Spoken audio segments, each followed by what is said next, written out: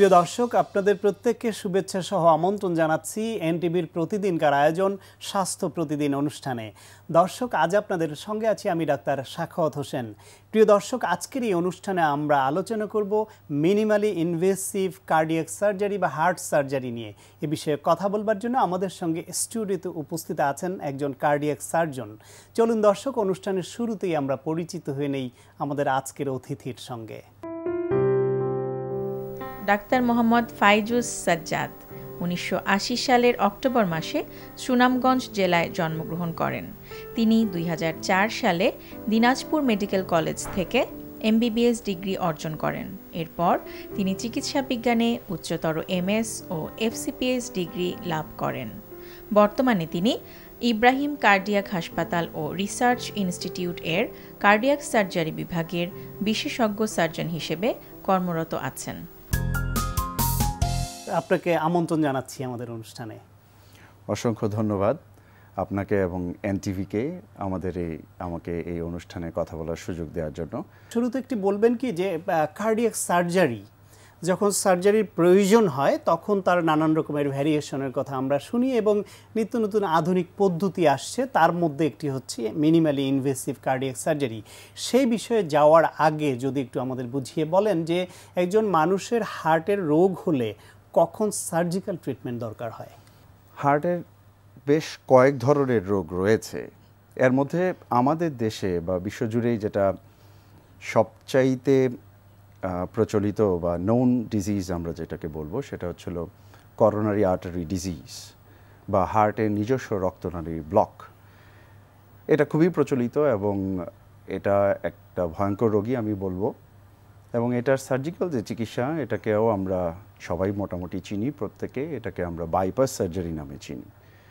এটা এক ধরনের রোগ। এর বাইরেও হার্টের নিজস্ব কিছু ভালভ আছে, সেই ভালভগুলোরও কিছু ডিজিজ হয়, সেগুলোকে আমরা in general valvular heart disease নামে জানি।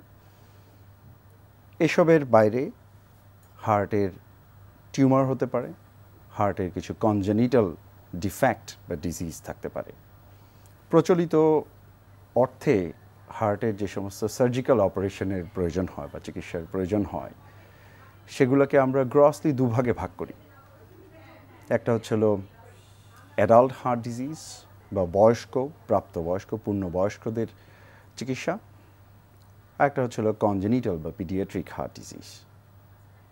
তো অ্যাডাল্ট যারা, তাদের বেলায় আপনি যে সমস্যাগুলির কথা বললেন, যে যখন সার্জিক্যাল ট্রিটমেন্ট ছাড়া আর কোনো অপশন থাকে না তখন আপনারা কার্ডিয়াক সার্জারি করতেই হয়, করেন।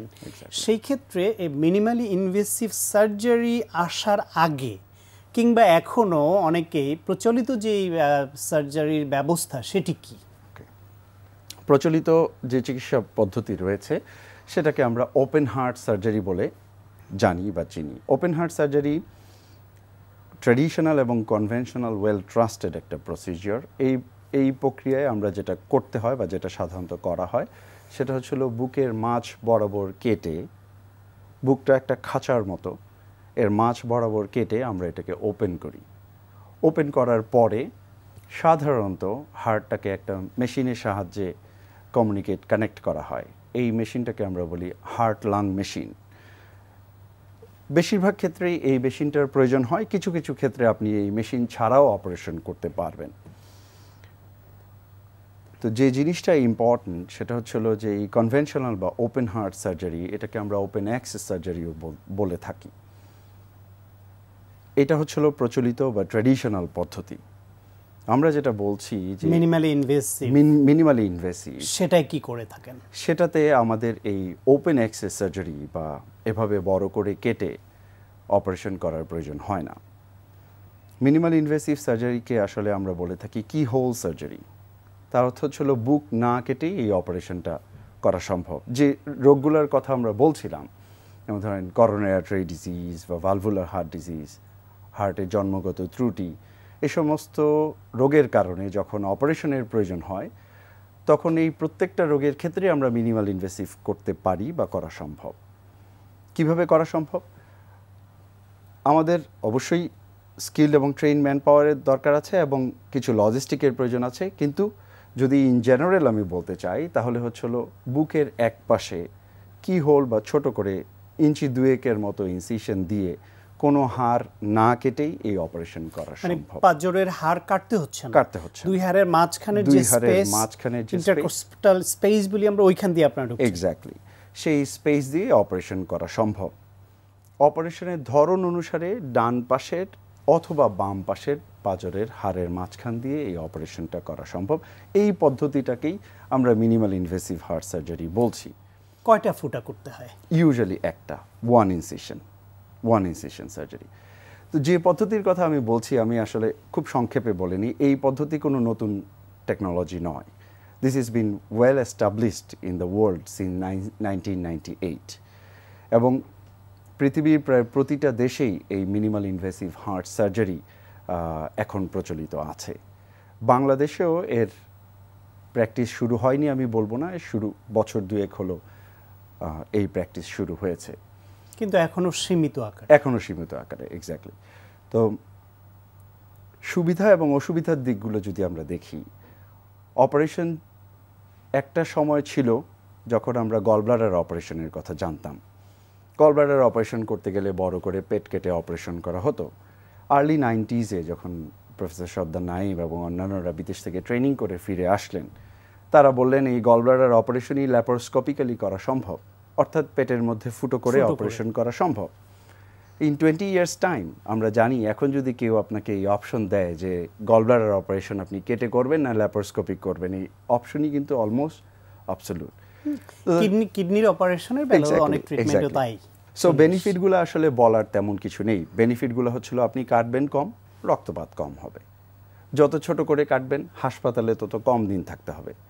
যে সমস্ত হার্ট সার্জারির পরবর্তী কমপ্লিকেশনগুলো আপনি এক্সপেক্ট করেন যখন আপনি কাটা ছোট করবেন, সেই কমপ্লিকেশন রেট তত কম হবে। ইয়েস, এবং international society of minimal invasive cardiac সার্জারির ডেটাবেস অনুসারে চেঞ্জ অফ ট্রান্সফরমেশন অথবা adoption of minimal invasive heart surgery is just picking up.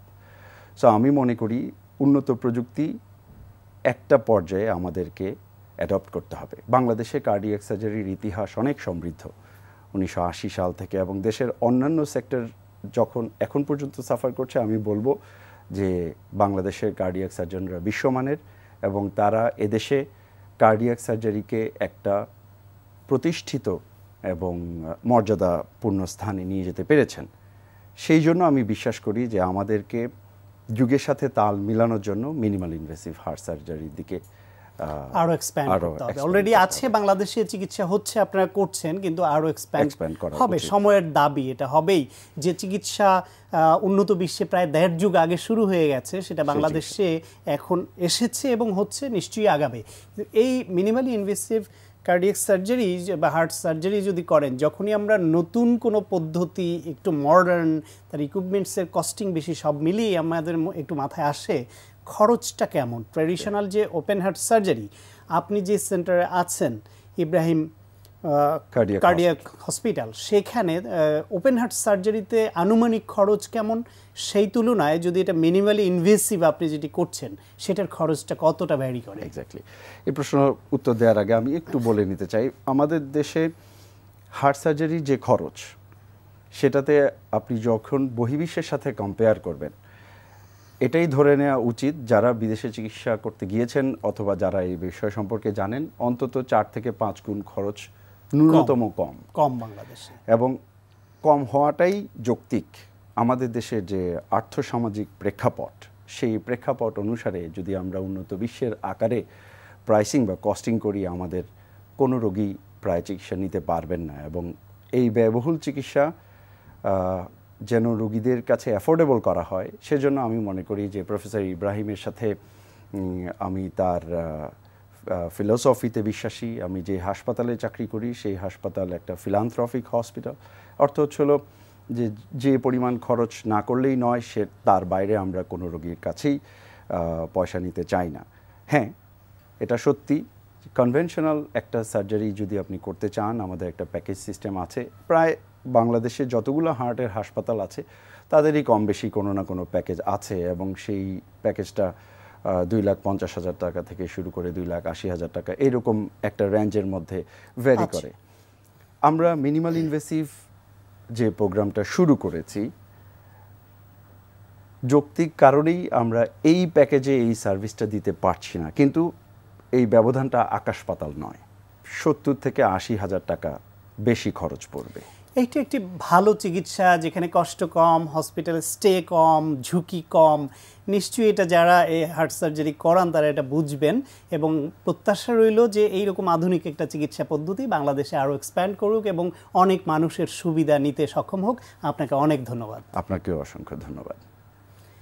প্রিয় দর্শক, আমরা শুনছিলাম মিনিমালি ইনভেসিভ কার্ডিয়াক সার্জারি বা হার্ট সার্জারি নিয়ে অত্যন্ত প্রয়োজনীয় একটি আলোচনা। আশা করি আপনাদের কাজে লেগেছে।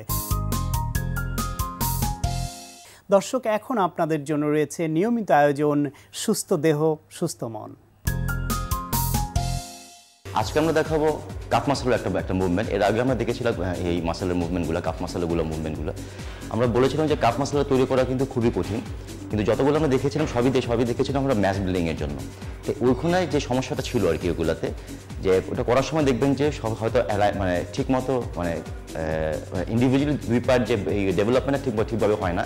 কারণ যেহেতু আমাদের লেগসের মানে কাপ মাসেলটা তৈরি করাটা কঠিন, এতে হয় কি যে পাটা বেশি স্ট্রং সেই পা দিয়ে পুরো প্রেশারটা যায়, যখন দেখা যায় একদিকে মাসেল ডেভেলপ হয়ে গেছে একদিকে হয়নি। এই জন্য আমরা যে জিনিসটা করি কাপ মাসেলের জন্য, আমরা কিছু আইসোলেশন মুভমেন্ট আমরা ইনভলভ করবো। আইসোলেশন মুভমেন্ট ইনভলভ করতে আমরা যে জিনিসটা লাগবে সেটা ডাম্বেল দিয়ে করবো এবং একটা পা করে আর একটা পা করবো।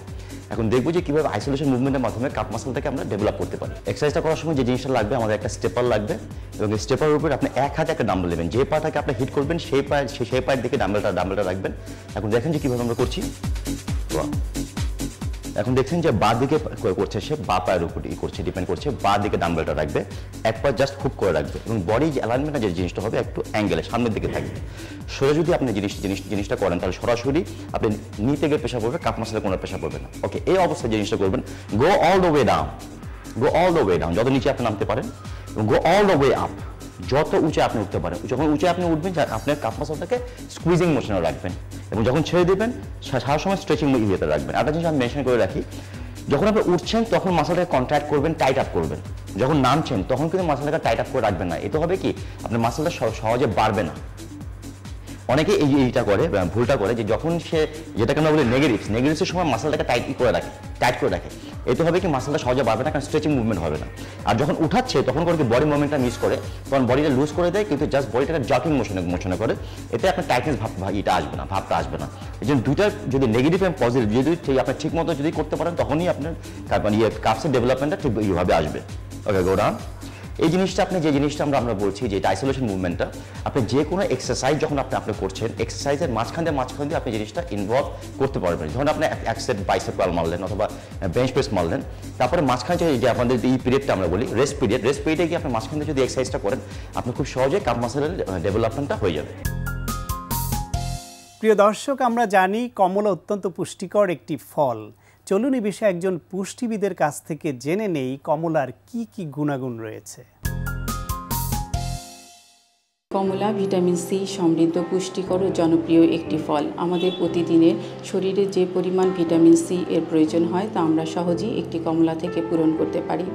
100 গ্রাম ওজনের একটি কমলাতে রয়েছে ক্যালোরির পরিমাণ 43, carbohydrate 9.7 milligram, calcium 33 milligram, potassium 900 milligram, vitamin C 49 milligram, vitamin B 0.8 milligram এবং ভিটামিন বি ফসফরাস রয়েছে 23 মিলিগ্রাম।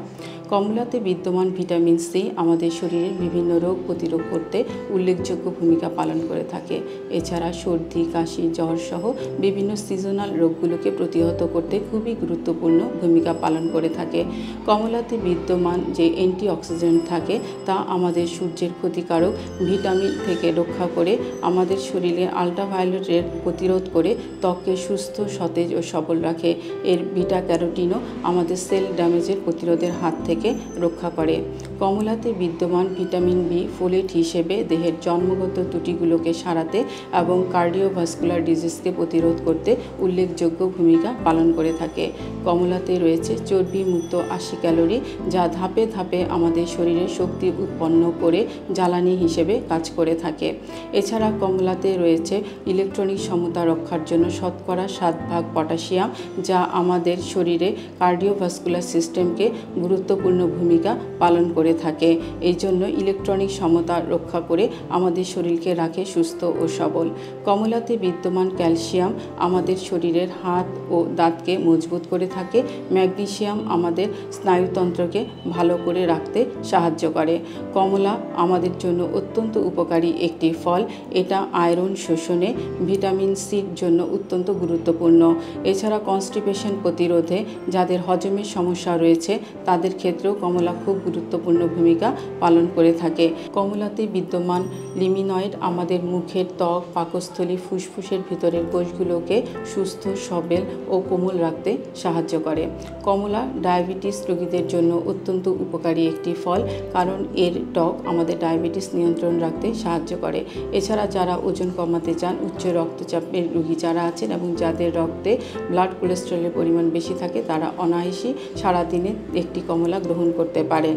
কিন্তু পটাশিয়াম যাদের বেশি এবং ক্রিয়েটিনের মাত্রা বেশি থাকে, এ ধরনের রেনাল ফাংশনের রোগীরা সহজে টক জাতীয় কমলা নেবেন না। তার কারণ এটা নেফ্রাইটিসের উপর চাপ ফেলে তাদের কিডনির সমস্যায় আক্রান্ত হওয়ার সমস্যা থাকে। যারা নিয়মিত কমলা খান তাদের দাঁতের ডেন্টাল ক্যারিজ হওয়ার সম্ভাবনা খুবই কম থাকে। এছাড়া পায়ের গোড়ালি ফাটা ত্বক পরিষ্কার করতে ও অপারেশনের পরে ক্ষত দ্রুত সারাতেও কমলার জুড়ি নেই। তাই প্রিয় দর্শক, যেহেতু ভিটামিন সি আমাদের শরীরের জন্য অত্যন্ত প্রয়োজনীয় একটি পুষ্টি উপাদান এবং ভিটামিন সি আমাদের শরীরে সঞ্চিত থাকে না, প্রতিদিনের ভিটামিন সি প্রতিদিনই নষ্ট হয়ে যায়। তাই আমি আপনাদেরকে উদ্দেশ্য করে বলবো, আপনাদের শরীরের প্রতিদিনের পুষ্টি চাহিদা পূরণে এই ভিটামিন সি সমৃদ্ধ কমলা অবশ্যই অন্তর্ভুক্ত করবেন। প্রিয় দর্শক, এখন আপনাদের জন্য রয়েছে স্বাস্থ্য প্রতিদিন আজকের হেলথ টিপস। ঘন ঘন প্রেসার মাপালে প্রেসার বাড়ার আশঙ্কা বেড়ে যায়, তাই অহেতুক প্রেসার মাপা থেকে বিরত থাকুন। প্রিয় দর্শক, এই অনুষ্ঠান সম্পর্কে আপনাদের যে কোনো মতামত বা পরামর্শ থাকলে অবশ্যই লিখে জানাবেন এই ঠিকানায়। প্রযোজক স্বাস্থ্য প্রতিদিন, এনটিভি, বিএসসি ভবন, 7 তলা, 102 কাজী নজরুল ইসলাম এভিনিউ, কারওয়ান বাজার, ঢাকা 1215। ফ্যাক্স 914338 থেকে 7 পর্যন্ত, অথবা ইমেল করুন স্বাস্থ্যপ্রতিদিন@ntvbd.com এই ঠিকানায়। প্রিয় দর্শক, স্বাস্থ্য প্রতিদিনের আগামী পর্বে আপনাদের জন্য যা রয়েছে, মূলত চর্মরোগ, দেখতে কিছুটা উঁচু এবং লালচে, সাথে খুশকি বা চামড়া যে মরা যে অংশ থাকে সেটা ওটার উপরিভাগে থাকে।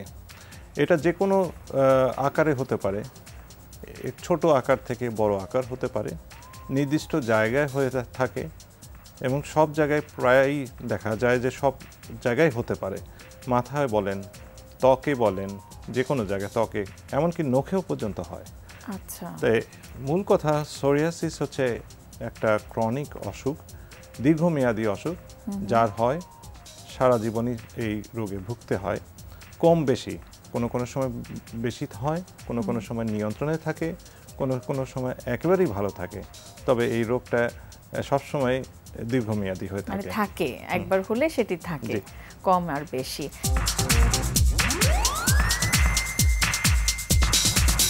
প্রিয় দর্শক, বিশ্বের যে কোনো প্রান্ত থেকে যে কোনো সময় এনটিভিতে সম্প্রচারিত আপনার প্রিয় স্বাস্থ্য প্রতিদিন অনুষ্ঠান দেখার জন্য ভিজিট করুন আমাদের পূর্ণাঙ্গ ওয়েব পোর্টাল www.ntvbd.com।